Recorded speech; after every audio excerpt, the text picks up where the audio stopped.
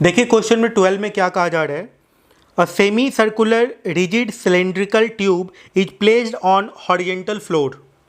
The two identical balls are loosely fit inside the tube are simultaneously released from the top of the tube.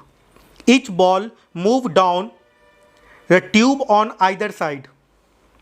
Which of the following statements best describe the total force of normal reaction between the tube and the floor? Okay. ऐसा सोचिए ये एक जैसे ये एक tube है, ठीक है, ये एक ट्यूब है और यहां पर से दो बॉल को रिलीज कर दिया गया, ठीक है।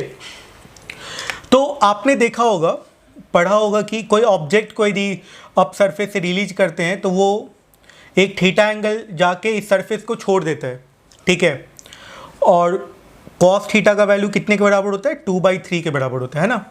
इतने एंगल वो ट्रेवल करने के बाद वो सरफेस को छोड़ देता है। तो क्या हो जाता है, यहाँ पे नॉर्मल जीरो हो जाता है। तो कुछ ऐसा ही होगा। तो ये एक यही angle cos inverse 2/3 angle travel करने के बाद ये सरफेस को छोड़ेगा, उस समय नॉर्मल रिएक्शन का वैल्यू जीरो हो जाएगा एट दैट मोमेंट, ठीक है। लेकिन उसके बाद ये क्या करेगा, इस पे एक इधर फोर्स लगाएगा, ऊपर के डायरेक्शन में नॉर्मल रिएक्शन लगाएगा, क्योंकि इसके बाद ये ऊपर के मतलब ये ऐसे करके ट्रेवल करना चाहेगा, कुछ ऐसा इसका मोशन हो जाएगा, है ना। तो इस कारण से ये इस पे फोर्स लगाएगा इधर और इस पे ये इधर फोर्स लगाएगा, दोनों फोर्स बराबर बराबर होगा।